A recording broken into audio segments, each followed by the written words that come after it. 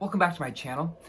So this is video 2 of my Jude the Obscure read-along series. So this video will be covering part 2 of Jude the Obscure, which I just finished reading maybe about an hour or so ago. So part 2 is a little bit shorter than part 1. It's about 50 pages. Part 1 was about 75 pages. So it's a shorter section, but a lot happens. A lot still takes place. So in part 2, Jude decides it is time that he pursue his childhood ambition of going to Christminster and attempting to get into university and study and then become ordained or become a teacher. He's not sure what he wants his end result to be, but he knows that in order to achieve his dreams in life, all he needs to do is get enrolled in a university in Christminster. So before he is ready to leave and go to Christminster, he has a conversation with his great aunt, who for most of his childhood he was living with. So for most of part 1, he's living with his great aunt. And while in this conversation with his great aunt, he notices a picture on the mantle behind his great aunt's shoulder, and it's a picture of a young girl. And he asks who the girl is, and he finds out that it's his cousin. It's his younger cousin, a young woman named Sue, and Sue lives in Christminster. And his aunt notices that Jude is maybe thinking that he's going to try to find Sue in Christminster and is possibly interested in the idea of her. And his aunt tries to put him off of this idea by restating their bad luck in their family of matrimony, and that he shouldn't get involved with her because she is a blood relative and not a stranger, and tries to convince him to not pursue her once he enters the city, which of course has the absolute polar opposite effect. It makes him want to pursue her even more when he does eventually make it to Christminster, which he does in the following days. I forgot to mention as well, part 2 is 3 years after the end of part 1. So Jude finishes his apprenticeship, and then he decides that it is his time to go to Christminster. When he does finally make it to Christminster, he arrives in the city at nighttime. And it's really interesting that Thomas Hardy has Jude's first entrance into Christminster be at nighttime, I feel, because everything's very dark. He's not really able to fully see the city. And because he's been living in his head about the city for so many years, for 10 or 11 years at this point, he's really crafted Christminster to be the true embodiment of everything that he views as good and everything that he views as perfect and whole. And so Christminster is what he calls the city of light. And that's how he refers, that's how Jude refers to Christminster through most of the second part, is the city of light. And he has made Christminster into something far more grand than any city could ever be. And because he enters the city at night, he has that extra time to still live in his fairyland version of the city until the next day, when he is thrown into the harsh reality that Christminster is really not very much different from the village where he was living, and how this perfect city that he's built up in his mind couldn't be farther from the truth of what Christminster truly embodies, which is the same values and the same virtues that anywhere else humans reside and uphold. And so he makes it to the city, and once he enters into Christminster, the first 2 thoughts on his mind are he wants to locate his cousin, and he also wants to reconnect with his old school teacher who moved away from his small village to go to Christminster to become ordained when Jude was a young boy. And so Jude enters the city. He spends much of his first days walking around the city, looking at all of the university buildings. He seems to be able to sense the ghosts of all of the great minds who inhabited those universities' walls throughout all of history, because he's read so much about these universities, about these places of learning, that he is able to almost picture the ghosts of all of these former sons of the university, as he calls them, kind of roaming the streets and roaming these alleys of these great hallowed halls of these universities. And so he walks around the city for a while, and he decides he needs a job because he'll need to pay his way until he's able to get into a university. And so he finds a job again as a stonemason, which is what his apprenticeship was in. And he soon realizes that in his mind, his stone masonry work that he was doing in his past village is not really available in the city anymore. And so he has to sort of change his expectations of even what his vocation will be. And so he gets this new job, and while he is working as this new stonemason, fixing up these old churches and these university churches, he spots his cousin. He spots Sue, and he discovers that she is in a similar line of work that he is in. He's very apprehensive, though, to approach her at this very early state. He's in kind of a strange mental battle when he arrives in Christminster, because he knows that he is still legally married to Arabella, even though she is not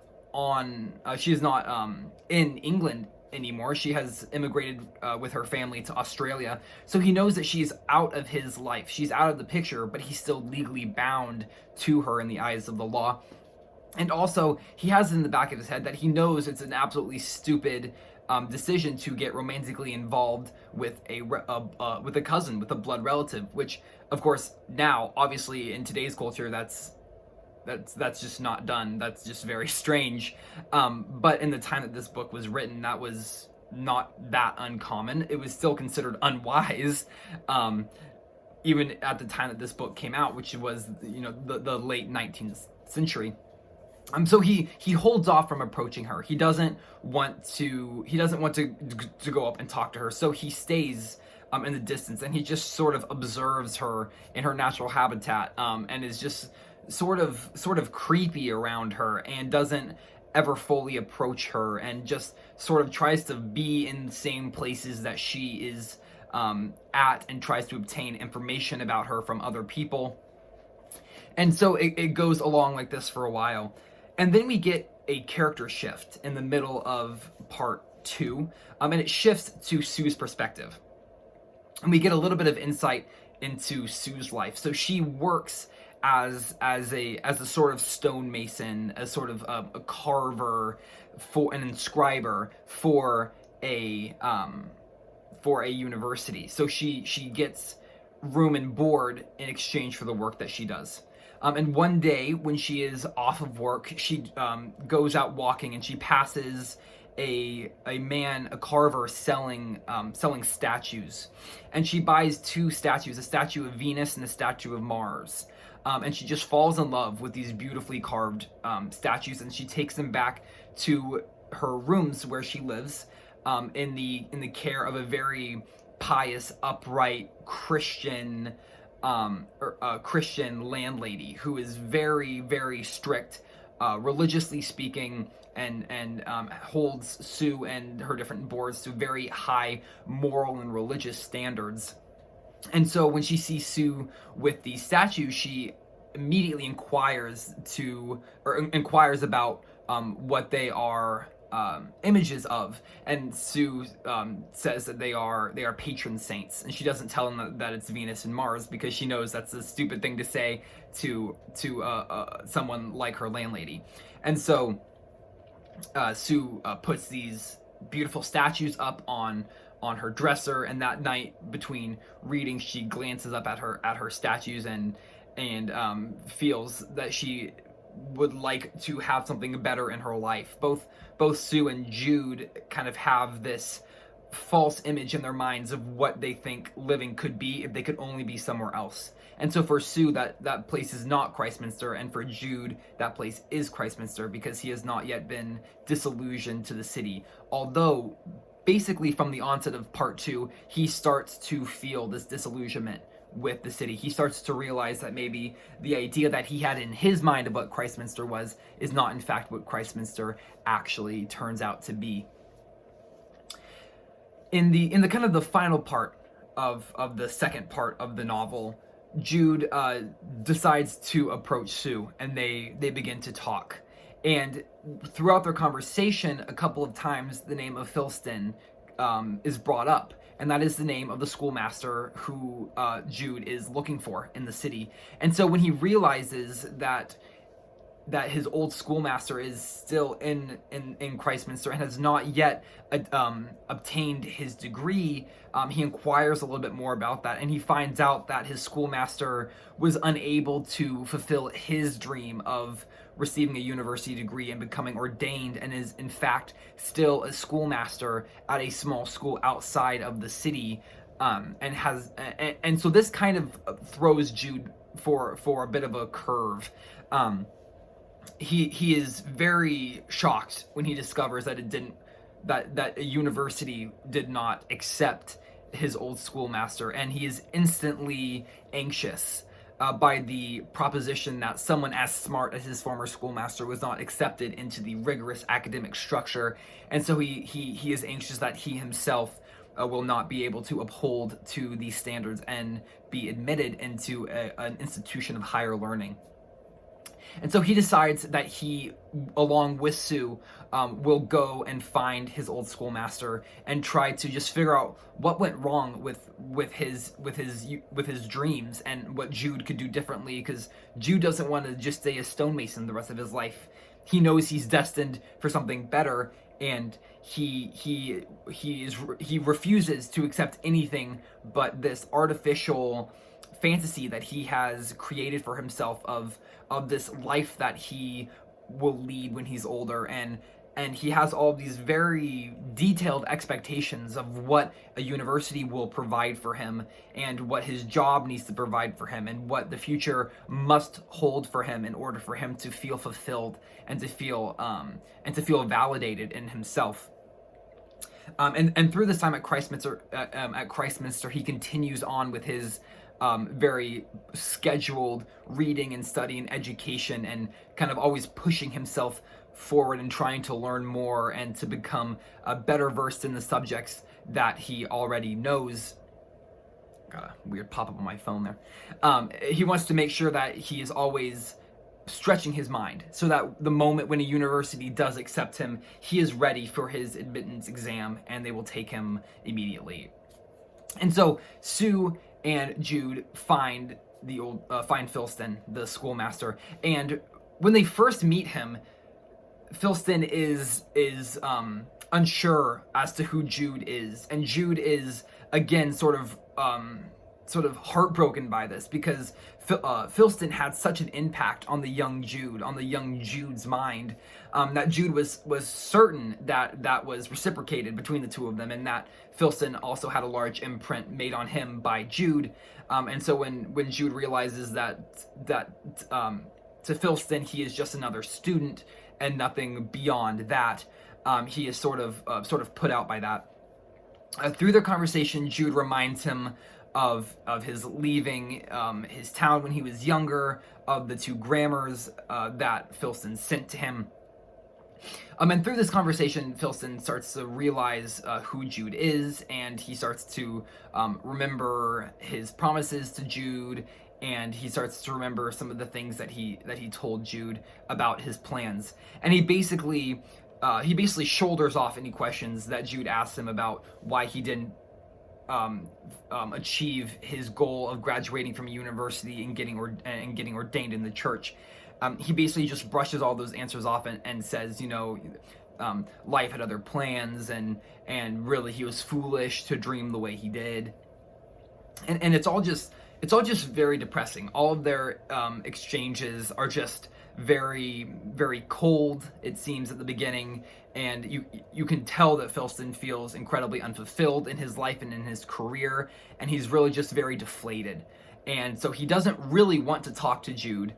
He doesn't really even care that much about Jude, because he himself has so much that he's trying to figure out in his own life. He doesn't really have time or any mental capacity to help this other poor kid who's trying to figure out his path in life and his place in this city that he has sort of been shocked into reality by because it's not at all what he dreamed it to be. And then kind of through this connection with Filston and Sue and Jude, it ends up that Sue gets a job as a teacher's assistant under Filston. And this was all set up by Jude. Filston told Jude several times that he needed someone to help him work, and Jude knew that Sue was unhappy with where she was in her life, and so he had Filston hire Sue as a teacher's assistant. And what he was not expecting was that Filston would fall in love with Sue, which happened almost immediately after her being hired under him. And so Jude is incredibly squirmish about this, and he's trying towards the end of this part to figure out whatever he did to make Sue and Filston fall in love, and he's very uncomfortable by it. He's also very uncomfortable with his own self, because he does not understand why he has as strong an attachment to Sue as he does, because he doesn't even know her, and he tries to keep justifying to himself that he is legally married still to Arabella, a woman who he does not love and who does not love him, and yet he has these feelings towards Sue, who not only is uninterested in him, but is also his relative, which basically makes her off limits to him. And so he just has these battling thoughts that he just sort of stews in for the remainder of the second part. And so there's just lots of interesting interactions between Jude and Sue, and between Jude and Filston, and Sue and Filston, and there's just this sort of triangle effect going on of all their lives sort of affecting the others' lives.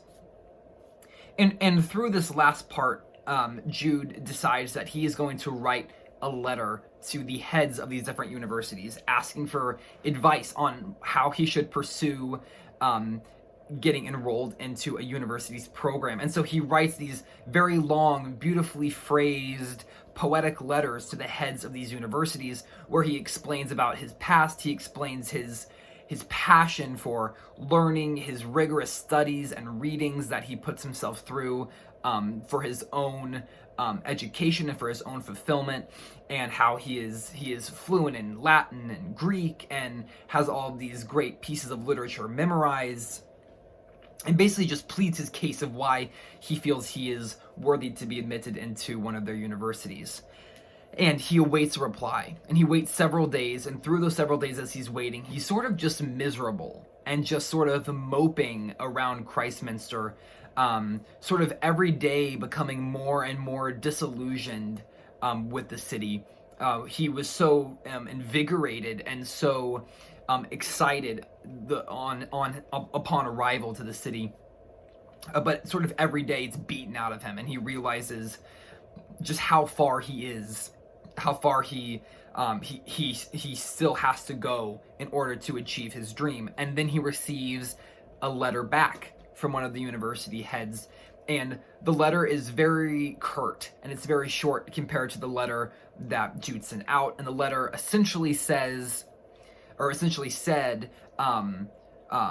we admire your intellect, we admire your passion for higher learning, and your drive to achieve these great things through our institutions, but we're really not interested in you. We really don't see any way to help you, and you are most likely best suited for living life in the out in the real world where you have been all this time, and it would probably be too big of a shock to your system if you came into one of our universities, into one of our establishments. And so, for those reasons, we think you should just stay where you are in life. And of course, this is not at all what Jude wanted to hear. He wanted to hear some raving encouragement, some very impressed response from these heads of these universities, saying, "Of course we'll take you, and we're so impressed with your drive, and you will be an added bonus to our university." And of course, he gets this very curt response that says, "No, we don't want you. You're not one of us. You don't have what it takes to be in here. Just stay out where you are in the city, and don't bother trying to be anything other than what you are right now." And of course, that's crushing to Jude. And so he goes back out into the city that night, and he walks past all these universities' big stone walls out in front of them, and he scrawls verses from the book of Job on them, these very depressing quotations along all these walls with chalk, and sort of walks through the city in sort of a daze, in sort of a melancholy, where he realizes that he really is better suit for life in the real world, however painful that is to realize. And then the section ends with him at a local tavern where he meets up with some equally disillusioned undergraduate students from a local university. And basically through their conversations, he is further, his opinions are further solidified, that he is coming to the realization that he is not made for a university, that he in fact is cut from a different cloth, and he is made for life outside of the institution's walls.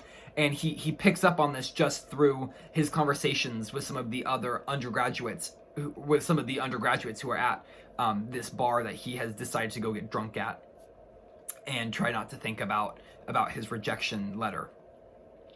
And he talks with these undergraduates. They explain a little bit more about their experience at the colleges and universities where they attend. They quiz Jude in his Latin, and Jude finds out that he in fact knows much, much more than any of the university undergraduates know, and that he has received a better education through his self-education than he could ever have received had he attended one of these hallowed institutions. And so the section ends with him not necessarily being depressed, but sort of being beat down a little bit by realizing that his childhood aspirations really are not logical, that they really aren't realistic, and that he has spent so much of his life working toward a goal that will never come to fruition, and he has to figure out what he's going to do with all of the information that he has in his head. He has to figure out what he's going to do with this passion, this kind of unbridled passion that he has been building for all of these years. He has to figure out where to direct that. And then also he has this new added complexity in his life of these strange feelings that he's having for Sue. And also he has to deal with the fact that Sue does not feel the same towards him yet, and that Sue in fact is in love with his old schoolmaster, who seems to have a wall up against Jude. He doesn't seem to want to talk with Jude. There seems to be some sort of rift between the two of them. Philston has some of his own issues that he's dealing with, some of his own letdowns in his life that he's dealing with, and it seems he is unavailable to talk with Jude, to help Jude through some of these same problems that Jude is facing. And so basically at the end of the second part, everyone is sort of unhinged. Everyone is sort of uncomfortable. Everyone is in a major transition phase. None of them feel like they are at the place in life where they wanted to be at this time. And so it's just very somber. The part ends on a very somber note. And I'm very curious to see where the story goes in part 3. Of course, there are 6 parts. So the next video will be the halfway point through this novel. I'm absolutely loving it. It's a beautiful novel. It's very somber. It's very cloudy. It sort of reads like a rainy day, but it's very much rewarding. And I am feeling certainly that I want to continue. It doesn't feel so heavy that I don't want to read it anymore. I am still eager every time I pick it up to see what's going to happen next. Thank you so much for watching. If you enjoyed, please be sure to leave a like and subscribe to my channel if you have not subscribed already. If you have subscribed, thank you so much. I really do appreciate it. It helps me a ton to grow my channel. I will be doing part 3 video, hopefully in the next couple of days. I'm super excited to continue on with this series. Thank you so much for watching, and I will see you next time.